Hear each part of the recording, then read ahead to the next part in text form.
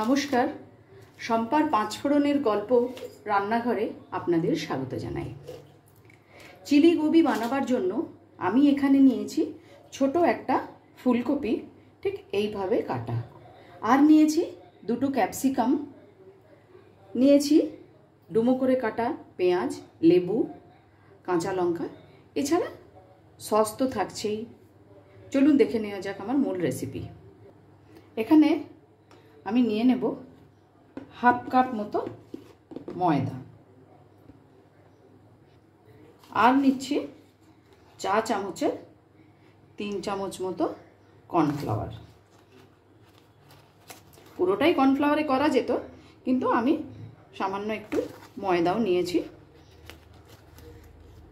3 চামচের মতো দিয়ে দিলাম কর্নফ্লাওয়ার, আর দিচ্ছি স্বাদ অনুযায়ী নুন।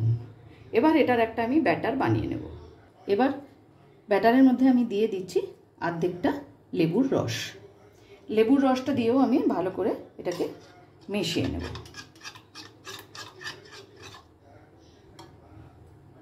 লেবুর রসের পর এবার দিয়ে দিলাম এই চামচের হাফ চাপ মতো আদা রসুন বাটা, আর দিচ্ছি একটুখানি সয়া সস।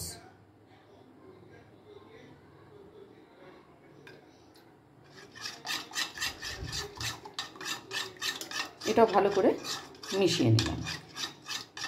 এবারে এর মধ্যে আমি ফুলকপিগুলো দিয়ে দেব।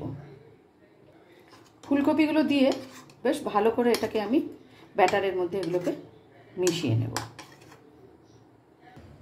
তেল গরম হয়ে গেছে, এবারে তেলের মধ্যে দিয়ে দেব আমি ব্যাটারের মধ্যে চুবনো ফুলকপিগুলো।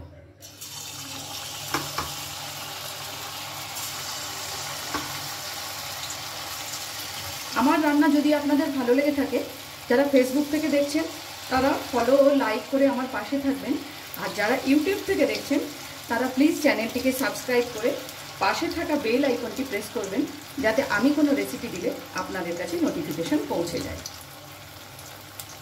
এটাকে প্রায় 1 মিনিট ধরে একটু ভেজে নেব। এবার এগুলোকে একটু উল্টে দেব।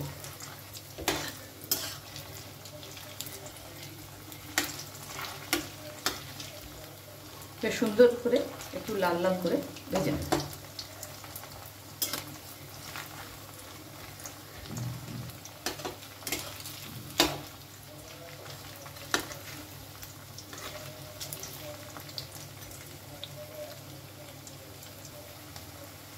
লাল করে এগুলোকে ভাজা হয়ে গেছে, এবার এগুলো আমি নামিয়ে নেব।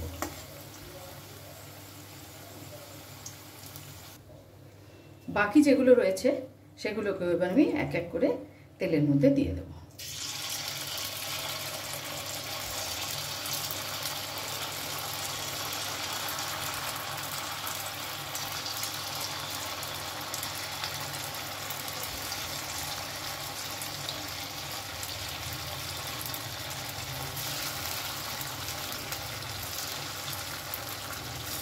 ব্যাটারের শেষ অংশটুকু আমি কিন্তু জল দিয়ে গুলিয়ে রেখে দেবো। এগুলো বেশ সুন্দর লাল করে ভাজা হয়ে গেছে, এবার এগুলো আমি নামিয়ে নেব। সাথে তেলটাও আমি কিছুটা কমিয়ে দেব। তেলটা আমি কমিয়ে দিয়েছি। এবারে ওই তেলের মধ্যে আমি দিয়ে দেব কেটে রাখা ক্যাপসিকাম, আর দিয়ে দেব ডুমো করে কেটে রাখা পেঁয়াজ। খুব ভালো করে এটাকে মিশিয়ে নেব এবং মিনিট খানেকের জন্য এটাকে আমি হতে দেব। গ্যাসের ফ্লেমটা মিডিয়ামে রেখে। প্রায় মিনিট খানেক হয়ে গেছে। এবার এর মধ্যে আমি দিয়ে দেব আদা রসুন বাটা, খুব সামান্যই দিলাম,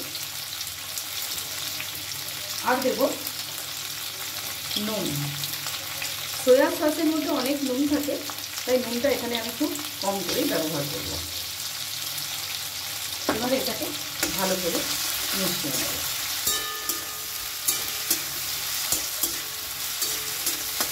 যতক্ষণ না পর্যন্ত আদা রসুনের কাঁচা গন্ধটা চলে যায় ততক্ষণ এটাকে একটু আমি নেড়ে নেড়ে ভেজে নেব।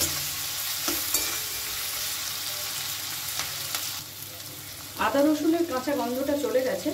এবার এর মধ্যে আমি দিয়ে দেবো একটু লঙ্কা গুঁড়ো, আর দেব দুটো চেরা কাঁচা লঙ্কা, দিয়েও বেশ ভালো করে মিশিয়ে নেব।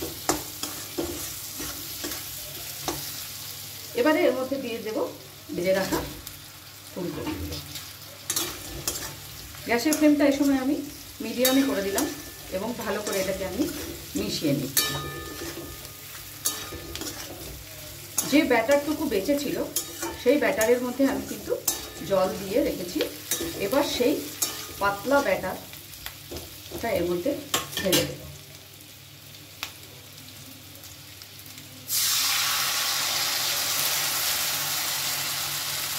গ্যাসের ফ্লেমটা লোতে রেখে দিয়ে দিচ্ছি 1 চামচ মতন চিলি সস, 2 চামচ টমেটো সস ও হাফ চামচ মতন সয়া সস।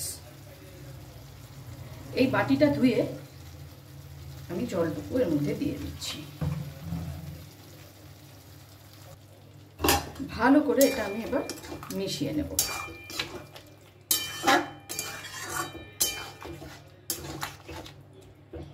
এর মধ্যে দেব সামান্য 2-4 দানা চিনি।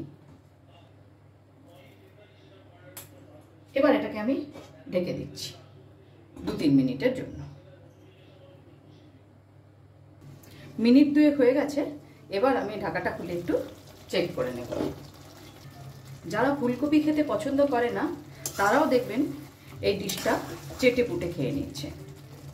এবার এটাকে আমি নামিয়ে নেব। চিলি গোবি একদম তৈরি। খুব সহজে এই রান্নাটি করা যায় এবং খেতেও খুব সুস্বাদু হয়। ভিডিওটি আপনাদের কেমন লাগলো অবশ্যই কমেন্টস করে জানাবেন। আজ তাহলে এই পর্যন্তই। দেখা হচ্ছে সামনের ভিডিওতে অন্য কোনো রেসিপির সাথে। ভালো থাকবেন, সুস্থ থাকবেন।